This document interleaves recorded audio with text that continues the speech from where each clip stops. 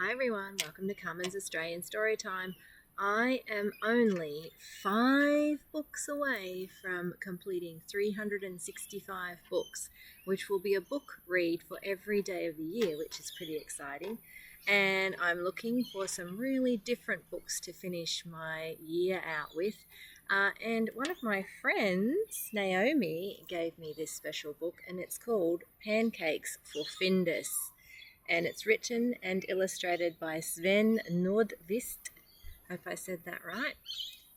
The blurb is quite long. It says, it is Findus' birthday, so Farmer Petson wants to bake a big stack of pancakes for him.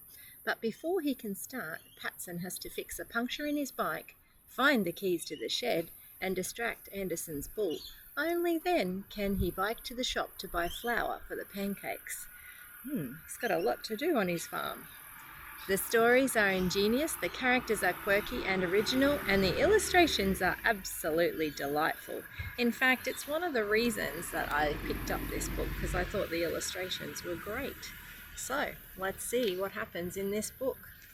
Now, we're at the boat ramp. We're actually going fishing with a friend today in his boat, and I'm super excited about that.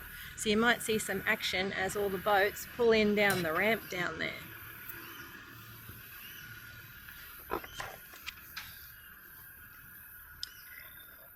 There was once a man called Patson who had a cat named Findus. So Findus is a cat and he's getting pancakes. They lived in a little red house with a tool shed, a hen house, an outside toilet, a woodshed and a garden. Paddocks lay all around, and beyond them was the forest.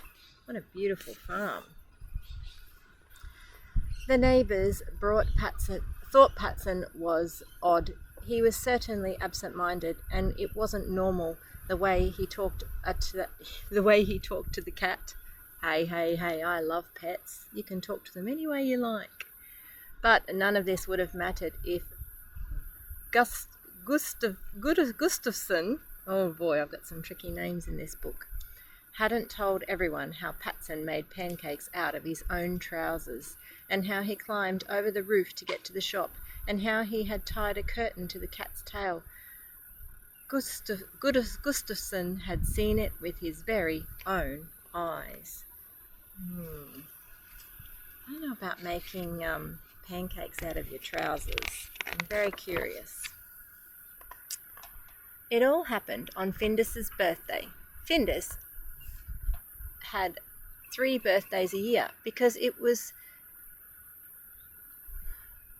more fun that way, and every birthday Patson made him a pile of pancakes. 3 birthdays a year, I don't know, you'd grow old pretty quick, and I definitely don't want to do that. This birthday Patson went to the house to collect a basket of eggs, the hen house. Then he sat on the bench outside the kitchen and polished them.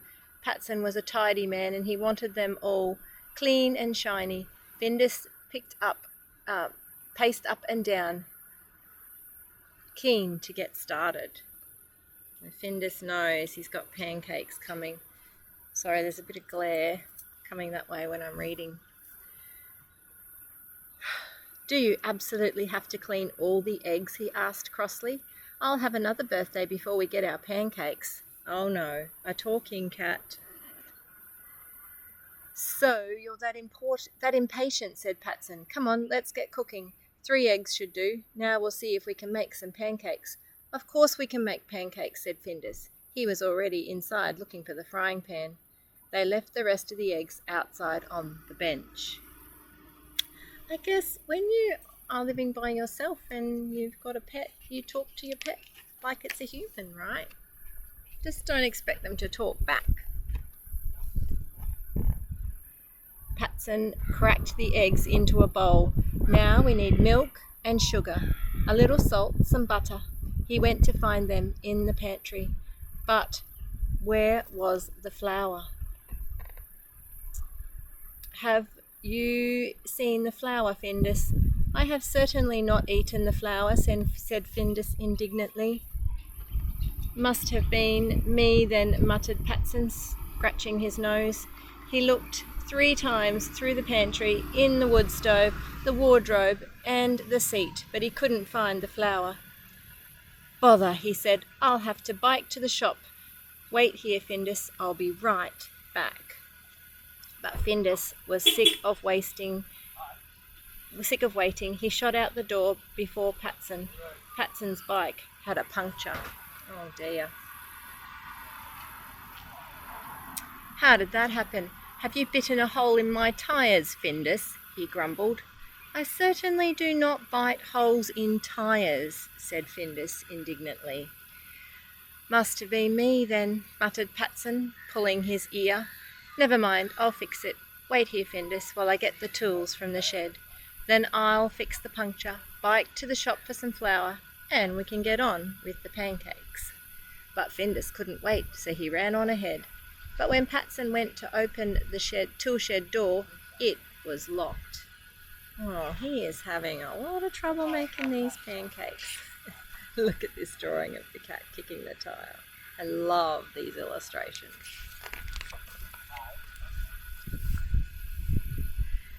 And the key was gone. "What next?" he said. "The door's never locked. Have you lost the keys, Findus?" "I certainly never lose keys," said the cat indignantly. "Then it must have been me. This is a bother," muttered the old man, rubbing his eyes. He peered through the window and tried the door again, but it was still locked. Then Findus whistled and pointed down the well. Oh no. Do you think the keys are down in the well? Patson hurried over. "My goodness, there's the key! How did it get down there, and how will I get it out?" Biting on his lip, he pondered a while, and then he got it. "I know. I can put a hook on a long stick and fish up the key. Do you have a long stick, Findus?" "I've certainly never had a long stick," said Findus. Yeah, I'd find that pretty hard to believe with a cat. Not sure whether to be indignant or not. "Then I must have one somewhere," said Patson, scratching his hat. "Wait here while I go and look. Then I can fish up the key so we can get into the tool shed, so I can fix the bike, so I can buy the flour, and so we can make our pancakes." Are you remembering all of these things he had to do? But the cat wouldn't wait. He set off ahead. Patson and Findus hunted high and low for a long stick. They looked in the henhouse, behind the tool shed, in the garden, the woodshed, the pantry, under the sofa, but they couldn't find a long stick anywhere. Then Patson remembered he had a fishing rod up in the tool shed loft. Oh, I wonder if he can get into the tool shed loft. Maybe through the window. "The rod will be perfect," said Patson, "but first I need the ladder to climb the roof to get into the loft." Oh, not another thing. "The ladder's behind the woodshed in Anderson's paddock," he said, "and Anderson's bull is sleeping on it. He'll go berserk if I move it. We'll have to trick him, Findus." "How will we do that?" Patson stroked his beard and thought so hard you could almost hear his head buzzing. This is a lot of effort for some pancakes. I don't know if I think I might have given up by now and made something else. Scrambled eggs. After a long time he asked Findus, "Are you any good at bullfighting?" "No, I've never fought a single bull," said Findus, alarmed. Well, this time he's like, "Don't put me in there with the bull." "It's a shame," said Patson, "because if we can't move the bull, I can't get the ladder, so I can't get the rod from the loft, so I can't fish the key up from the well, and I can't get into the shed to get the tools to fix the bike, so I can't buy flour, and there won't be any pancakes. What sort of a birthday would it be without pancakes?" Findus sat a moment, then he said, "But I've seen off the odd cow, of course, so I should be able to see off that old bull at a pinch." "You must be feeling hungry for pancakes by now," said Patson slyly. "I'll just go and get what we need. Wait here," he said. "Back soon." I wonder what he's getting. I don't know if the cat's up for this job or not. He took down one of the flowery yellow curtains in the kitchen and fetched the old granny phone and a record from the living room. You hear? That's called a gramophone, and it's a very old-fashioned music player. Look how big they used to be. You just get to pick up your phones now, or your little tiny devices. Then he went out to Findus. He tied the curtain to the tail. They use curtains like this for bullfighting in Spain, said Patson. Get ready to run, but not till I say so. He put the gramophone by the fence where the bull was sleeping. He put the record on and set it going. A man started singing, My Bonnie lies over the ocean. That'll wake him up, he chuckled. I think that's definitely going to wake him up. My Bonnie lies over the sea. The bull woke with a start and looked wildly about. Yeah, he doesn't look very happy to be woken up by that. The song made him cross, and then even crosser. He swiped at a passing bumblebee. That didn't stop the noise. Then he spun around and saw Patson and the cat and the granny phone. The gramophone. That was it. He put his head down and pawed at the ground to get a good takeoff. Then he tensed all his muscles and thundered straight at them. I think if I was that cat, I'd be pretty terrified by now. Now, shouted Patson, run as fast as you can. Findus flew like a comet with a red and yellow tail. The bull wheeled about and chased it. He'd get that noisy curtain. He thinks the curtain's making the noise. When the bull had gone, Patson slithered under the fence. He snatched the ladder and sneaked back just as the cat whizzed by with his flying yellow tail. Across the paddock, the exhausted bull was puffing hard and wondering what had happened. Hi, Maggie. There's a magpie come over to visit. We don't have any food for you, I'm sorry. No pancakes yet. Findus couldn't stop. He whizzed past the bench. The curtain caught the basket and ripped the eggs out. Splat. Patson tripped on the curtain and fell down flat on the eggy mess. Not one egg was left whole. Oh no, no eggs. Patson said a lot of words he shouldn't have. Uh-oh. He picked himself up from the sticky puddle. Why did you put that basket on the bench, Findus? Look at the mess it's made. I certainly never put it there, hissed the cat indignantly. Must have been me then, spat Patson back. Then, because it was Findus' birthday, he calmed down. This is awful, he sighed. I can't stand this mess. I'll have to clean it up before I make the pancakes. He took a shovel and started to heave the eggy slop into a bucket. That's when Gustafson came nosing along. Oh no, now there's no eggs for the pancakes either. This is becoming a big problem. Hello, Patson, busy as usual, I see, he said, trying to work out what was in the bucket. Not really. We're celebrating a birthday, so I'm just making a pancake mix, said Patson. We're making a huge pile of pancakes. He shoveled the last of the egg mixture into the bucket. There, he said, wiping his hands on his trousers. His trousers were very eggy. I could use a new pair, actually. They are over 30 years old, he thought, and he took them off. I might as well pop those into the mixture. If you only have a birthday 3 times a year, you should do it properly, he said, and shoved his trousers into the bucket. Okay, now it's making sense. This man is doing what we would call jumping to conclusions. That, oh no, Mr. Patson's lost his marbles. He's making the pancake mix with his trousers and the eggy mix. But we know different. We know what's happened before. Gustafson, I have trouble saying that name, gaped at the mess. Pancake batter? He sneaked a look at Patson. The old man must be crazy. Best pretend nothing was wrong. I see. So pancakes for you and the cat. That sounds good. Absolutely my own recipe, said Patson proudly. But first I must go and buy some flour. Wait here. I'll be right back. He took the ladder to the tool shed, climbed the roof and disappeared over the top. Gustafsson stood there, looking at the roof. Then he looked at the muddy egg mixture in the bucket and at the cat pacing about with a floral curtain tied to his tail. He looked at the old gramophone which was stuck, singing, "Bring back my Bonnie, bring back my Bonnie, bring back my Bonnie." He looked back at the roof where he last saw Patson. "The shop's in the other direction," he muttered. He went home, looking very confused. Jumping to conclusions, he didn't know what was going on at all, did he? Meanwhile, Patson squeezed into his loft and eventually found the fishing rod. He climbed down and tied a hook to the end of the rod. He went to the well and fished up the key.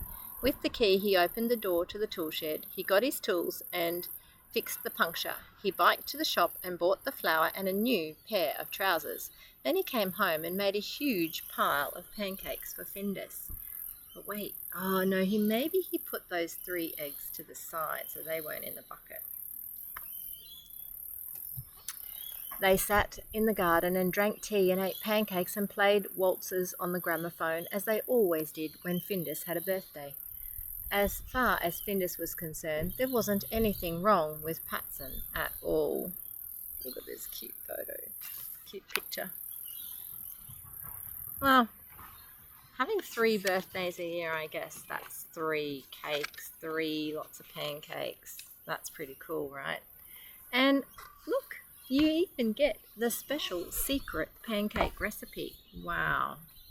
So maybe you could try making this. Let's have a look at the ingredients list. So when you have a recipe, you usually have the ingredients first so you can get everything you need and make sure you have everything you need. And then it will give you the directions, the procedure. It's a procedural text in the back of a fictional text in the front. So, 3 eggs, 600 ml of milk, 2 tablespoons of sugar, 1 teaspoon of salt, 500 ml or 2 cups of self-raising flour, 100 ml of water, 2 tablespoons of butter, and 200 ml of double cream, and then some jam. They do sound delicious, making me a little bit hungry. And then it says, step 1, mix the 3 eggs, halve the milk, sugar and salt, add the flour until mix is smooth with no lumps, add the remaining milk and water, leave it to sit. In a frying pan, melt the butter and add this to the mix so you don't have to use as much butter between pourings. Hey, that's the secret trick I was taught too, adding some butter to your melted butter to your pancake mix. And then cook your pancakes, let them cool, whip the cream, spread the cream and jam on the pancakes, decorate, and then of course they're missing the last step, eat them. What a great story. Thanks, NAOMI. That was a super fun book. And oh my goodness, what a lot of effort to make some pancakes. We are so lucky that we are not on farms and we live near the shops and we can go and get pancakes just like that, or we can make some very easily. Well, Mr. Ian has just arrived. That's perfect timing. I've just finished. So here he comes around the corner.